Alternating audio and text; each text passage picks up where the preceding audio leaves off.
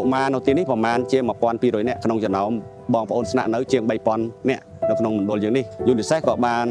ជួយតាមរយៈមន្ទីរអាវត្តជនបទដូចជាធុងចម្រោះទឹកផ្សេងៗណាបាទហើយនៅទីនេះក៏បានប្រសង់លោកសហការច្រើនរួមជាមួយនឹងរដ្ឋាភិបាលក្នុងការជួយសម្រួលឲ្យគាត់បានសម្រាប់ស្វែងបរិថាវាមិនបានអម 100% យ៉ាងណាក៏ព្យាយាម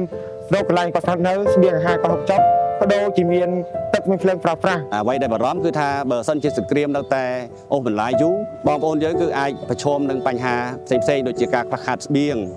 ហើយនឹងបញ្ហារឿងអនាម័យបញ្ហារឿងសុខភាពការរស់នៅរបស់គាត់គឺមិនដូចនៅផ្ទះរបស់គាត់ទេកុមារមានតម្រូវការច្រើនតាក់ទងទៅនឹងការអានការលេងព្រោះគាត់ឃ្លាតឆ្ងាយពីសាលារបស់គាត់អត់អាចមានឱកាសចូលរៀនសូត្រអញ្ចឹងគាត់មកដល់ទីនេះជាកន្លែងសម្រាប់គេហៅទីតាំងកុមារមេត្រីមួយដើម្បីដាក់សភៅឲ្យគាត់អានដាក់កន្លែងឲ្យគាត់លេងកម្សាន្តជួបជុំគ្នាព្រោះដើម្បីកាត់បន្ថយកុំឲ្យគាត់នឹងវា stress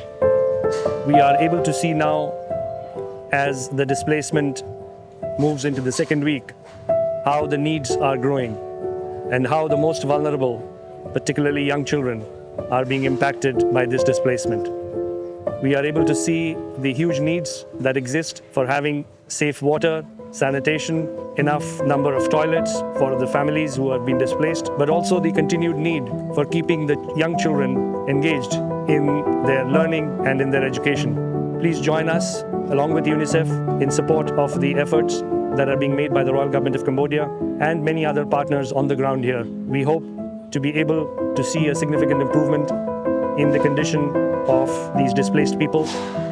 ហើយសង្ឃឹមថាវីដេអូនេះនឹងបានចាក់ជូនដល់បណ្ដារដ្ឋាភិបាលក៏ដូចជាសមាគមអន្តរជាតិអស់សូមធ្វើយ៉ាងណាឲ្យប្រទេសយើងនឹងឆាប់បានភាពសុខសន្តានឡើងវិញសូមអរគុណនិងអរគុណ